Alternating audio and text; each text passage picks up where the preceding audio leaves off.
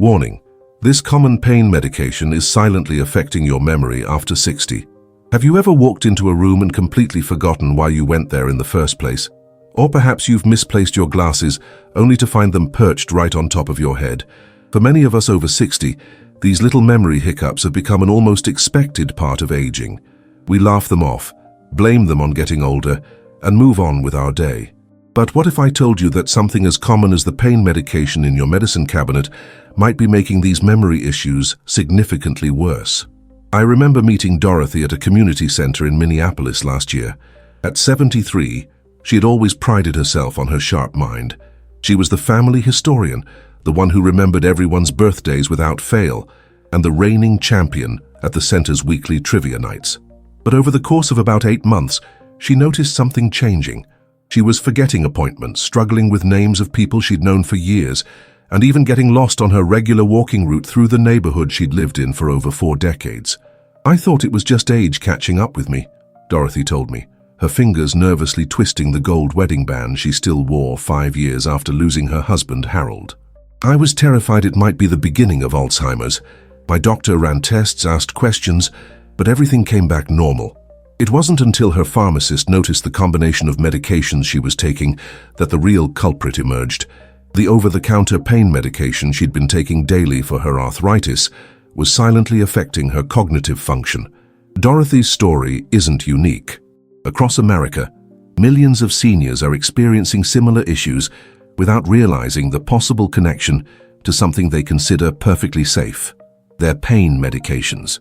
Today, I want to share with you some crucial information that might just explain those concerning memory lapses you've been experiencing. More importantly, I'll offer practical alternatives that can help manage your pain without compromising your precious cognitive health. What makes this situation particularly troubling is that these medications don't come with warning labels that say, "Caution, may affect memory in seniors." Instead, this side effect often goes unrecognized, attributed to normal aging, or worse, dismissed entirely by healthcare providers who aren't aware of the growing research in this area. This is why understanding this connection is so vital for maintaining your independence and quality of life as you navigate your golden years. Over the next few minutes, I'll walk you through the specific types of pain medications that pose the greatest risk, explain exactly how they impact your brain function, share some revealing research that many doctors aren't discussing with their patients, and provide you with practical alternatives that can help manage your pain while protecting your memory. I'll also give you specific questions to ask your healthcare provider to ensure you're making the most informed decisions about your health. Let's start by identifying the main culprit in this concerning situation: the pain medications. I'm referring to primarily belong to a class called anticholinergics. This includes some very common over-the-counter pain relievers as well as prescription medications. The most widely used among these are certain antihistamines found in sleep aids and allergy medications, some bladder control drugs, and specific types of pain relievers. But perhaps the most surprising member of this group is one you might be taking every day without a second thought: diphenhydramine. This is the active ingredient in many PM pain formulations and sleep aids. Many seniors take these medications nightly for pain relief and to help them sleep, not realizing the potential impact on their cognitive function. Take the case of Gerald from Phoenix, Arizona. At 68, Gerald had been using a popular PM pain medication every night for nearly 3 years to help with his shoulder pain and insomnia. "I started noticing that I couldn't remember the names of my grandchildren," Gerald explained during a support group meeting I attended while researching this topic. "That was my wake-up call. I have 5 grandkids and their names should be as familiar to me as my own. When I struggled to recall them during a family dinner, I knew something was seriously wrong." Gerald's primary care physician initially suggested cognitive testing for early-stage dementia. But when Gerald mentioned his nightly pain medication regimen, his doctor connected the dots to recent research, showing that long-term use of medications containing diphenhydramine has been linked to cognitive decline in older adults. So how exactly do these medications affect your memory? It all comes down to a neurotransmitter called acetylcholine, which plays a crucial role in learning and memory. Anticholinergic medications block this important brain chemical, potentially leading to confusion, memory problems, and even delirium in sensitive individuals, particularly those over 60 whose brain chemistry is already undergoing age-related changes. A groundbreaking study published by researchers at the University of Washington found that people who used anticholinergic medications for 3 years or more had a 54% higher risk of developing dementia compared to those who took the same medications for 3 months or less. That statistic should give us all pause, especially considering how many seniors take these medications not just occasionally but daily for chronic pain conditions. Marjorie, a retired elementary school teacher from Columbus, Ohio, shared her experience at a Medicare wellness seminar I attended. "I started taking a daily over-the-counter pain medication for my arthritis about 4 years ago," she said.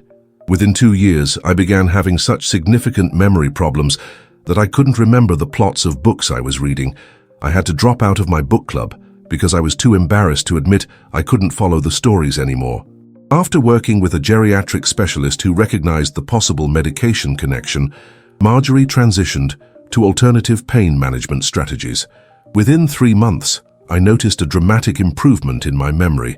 I'm back in my book club now, and while I'm not completely back to my old self, the difference is like night and day." Now, I want to be very clear about something important.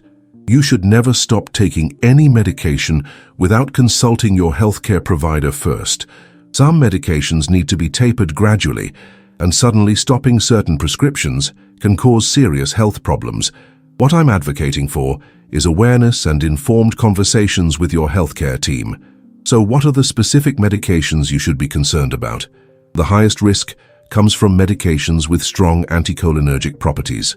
These include some over-the-counter sleep aids, especially those marketed as PM pain relievers, certain antihistamines, particularly diphenhydramine, found in many Benadryl products, some prescription pain medications, particularly those combined with other drugs for multiple symptoms, certain muscle relaxants commonly prescribed for back pain, some medications for overactive bladder.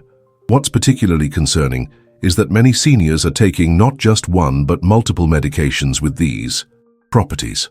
When combined, their effects on memory and cognition can be even more pronounced. This is called the anticholinergic burden, and it's something many healthcare providers don't routinely calculate when prescribing medications. Bernard, a 77-year-old former accountant from Denver, discovered he was taking 3 different medications with anticholinergic properties, one for allergies, one for sleep, and one for chronic back pain. "My wife started noticing that I was asking the same questions repeatedly and forgetting conversations we'd had just hours earlier," Bernard explained. "She was the one who researched my medications and found information about this anticholinergic burden. When we brought it to my doctor's attention, he was surprised by the combined effect these medications might be having." After adjusting his medication regimen under medical supervision, Bernard saw significant improvements in his memory and cognitive function within weeks. So far, I've shared with you some fundamental points about how common pain medications might be affecting your memory. There's a lot more valuable information I'd like to explore with you. Would you like me to continue with the next points that can really transform your experience with pain management while protecting your cognitive health? Let's recap what we've covered so far. Certain pain medications, particularly those with anticholinergic properties, can have a significant impact on memory and cognitive function, especially in adults over 60. This effect is often misattributed to normal aging or early dementia, leaving many seniors unnecessarily concerned about their brain health when the real issue might be in their medicine cabinet. Now let's talk about some practical alternatives and solutions that can help you manage pain effectively while protecting your precious memory. Because let's face it, chronic pain is real, and it needs to be addressed for you to maintain your quality of life. Hazel, a 69-year-old grandmother from Sarasota, Florida, discovered the power of alternative approaches after experiencing memory issues related to her pain medication. "I have rheumatoid arthritis, and the pain can be debilitating on bad days," she told me. "But after learning about the connection between my pain meds and the memory problems I was having, I worked with my rheumatologist to develop a more comprehensive approach." Hazel now uses a combination of physical therapy, targeted exercise, anti-inflammatory foods, and a different class of pain medications when absolutely necessary. "I won't say I'm pain-free," she admitted, "but I'm managing well. And most importantly, I can think clearly again. I can be present with my grandchildren and fully enjoy our time together. The first alternative approach worth considering is physical therapy and appropriate exercise. Many seniors avoid movement when in pain, but in many cases, specific guided exercises can actually reduce pain over time. Eugene, 75, from Portland, Oregon, shared how working with a physical therapist transformed his approach to chronic back pain. For years, I reached for pain pills as soon as I felt the first twinge, Eugene said. Now I have a series of gentle stretches and strengthening exercises that prevent the pain from escalating in the first place. On the days when I'm diligent about doing them, I often don't need any medication at all. Another approach gaining recognition among healthcare providers who specialize in geriatric medicine is the use of anti-inflammatory diets. Dr. Beatrice Johnson, a geriatrician I interviewed from Chicago, explained, "Many types of chronic pain have inflammation at their root. By helping my older patients modify their diets to include more natural anti-inflammatory foods like fatty fish, berries, nuts, and olive oil, while reducing processed foods and sugar, many report a noticeable reduction in their overall pain levels. This dietary approach doesn't work overnight, but over time it can make a meaningful difference while also offering other health benefits. For those who find their pain is exacerbated by stress, and many do, mind-body approaches have shown impressive results.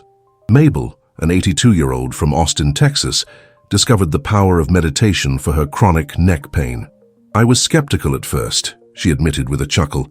"At my age, I thought meditation was for those young folks doing yoga on the beach, but my granddaughter insisted, even downloaded an app on my tablet that had meditations specifically designed for pain management. After about 3 weeks of doing it daily, I noticed I was reaching for my pain medication less frequently. Now, 6 months in, I only need it occasionally rather than every day." When it comes to medication alternatives, there are several options that may have less impact on your cognitive function. Topical pain relievers, for instance, work locally and don't circulate throughout your body at high levels, which means they're less likely to affect your brain. These include over-the-counter creams, gels, and patches containing ingredients like menthol, capsaicin, derived from chili peppers, or lidocaine. Clarence, a 70-year-old former postal worker from Baltimore, found relief from his knee pain using a lidocaine patch. "I was taking 2 or 3 doses of pain pills each day, and my wife said I was starting to seem foggy all the time. My doctor suggested trying a patch instead, and while it doesn't eliminate the pain completely, it takes the edge off enough that I can garden and play with my great-grandkids without feeling like I'm in a mental haze." For those who need oral medications, working closely with a healthcare provider, ideally one with specialized training in geriatric medicine, is crucial. Certain pain relievers may be less likely to cause cognitive issues than others. For example, acetaminophen, Tylenol, doesn't have anticholinergic properties, though it comes with its own set of considerations, particularly regarding liver health and appropriate dosing. Some seniors find relief through non-pharmaceutical approaches like acupuncture, therapeutic massage, or devices that use transcutaneous electrical nerve stimulation, TENS. Stanley, a 78-year-old retired teacher from Nashville, Tennessee, shared his experience with acupuncture for his chronic shoulder pain.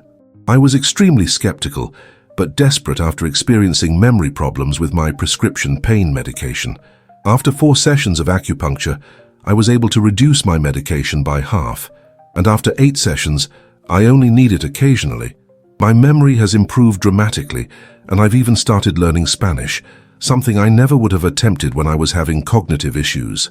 Another important consideration is the timing of pain medication use.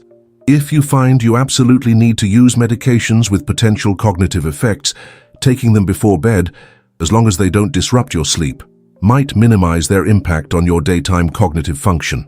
However, some of these medications can remain in your system for many hours, particularly as we age and our metabolism slows, so this strategy has limitations. Raymond, 74, from Seattle, worked with his doctor to time his necessary pain medication in a way that minimized cognitive effects during his most mentally demanding activities. "I volunteer teaching computer skills to other seniors 3 mornings a week," he explained. "Those are the times when I need to be at my sharpest. My doctor helped me develop a pain management schedule that allows me to take lower-risk medications during those important hours while using stronger ones when needed. during times when I'm just relaxing at home. One particularly troubling aspect of this issue is that many seniors are dealing with multiple health conditions managed by different specialists, each prescribing medications without a complete picture of all the drugs a person is taking. This is where a medication review, sometimes called a brown bag review, can be invaluable. This involves collecting all your medications, including over-the-counter drugs, supplements, and even topical preparations, and having them reviewed comprehensively by a pharmacist or physician with expertise in geriatric medicine. Edna, a spirited 85-year-old from Phoenix, discovered through such a review that she was taking 3 different medications with anticholinergic effects, prescribed by 3 different doctors. "No wonder I felt like I was losing my mind," she said with characteristic directness. "Once we sorted out the medication overlap, and my primary doctor helped coordinate with all my specialists, we were able to eliminate 2 of the problematic medications entirely and find an alternative for the 3rd. The fog lifted within weeks. I want to specifically address pain management for seniors with existing memory concerns or diagnosed conditions like mild cognitive impairment or early-stage dementia. For this group, avoiding medications that could further impact cognitive function is particularly crucial. If you or a loved one falls into this category, being a strong advocate in healthcare settings becomes even more important." Howard, whose wife Loretta was diagnosed with mild cognitive impairment at 79, shared how he learned to speak up during medical appointments. "When a new doctor wanted to prescribe a medication for Loretta's back pain, I specifically asked about cognitive side effects. The doctor admitted she hadn't considered that aspect, given Loretta's existing diagnosis, and quickly suggested an alternative that was safer for brain health. Now let's talk about how to have productive conversations with your healthcare providers about this issue. Here are some specific questions you might want to ask. Does this pain medication have anticholinergic properties that might affect my memory or thinking? Given my age and other medications, is this the safest option for my cognitive health? Are there alternative approaches or medications we could try that might have less impact on my brain function? Should I be working with a geriatric specialist or pharmacist to review all my medications for potential cognitive effects?" Agnes, a retired nurse from Boston, emphasized the importance of being prepared for these conversations. Doctors are incredibly busy, and sometimes they don't have all the latest research at their fingertips, especially when it crosses different specialties like pain management and brain health. I always write down my questions beforehand and make it clear at the beginning of the appointment that I have concerns about medication effects on my memory. That sets the tone for a more thorough discussion. As we conclude, I want to emphasize that pain management and cognitive health don't have to be an either-or proposition. With careful attention, appropriate medical guidance, and a willingness to explore various approaches, most seniors can find effective ways to address their pain while protecting their brain health. Ernest, 81 from Chicago, perhaps summed it up best when he said, "At my age, I've come to accept that some pain is part of the package deal of living a long life, but I'm not willing to trade my memories, my mental clarity, or my ability to engage fully with the people I love just to be pain-free. Working with my doctors to find that balance has been so worth it. I still have some aches, but I can tell you all about the fishing trip I took with my grandsons last summer, every wonderful detail. That's the trade-off I'm willing to make." I hope these reflections and shared experiences have brought a new perspective on the connection between pain medications and memory health.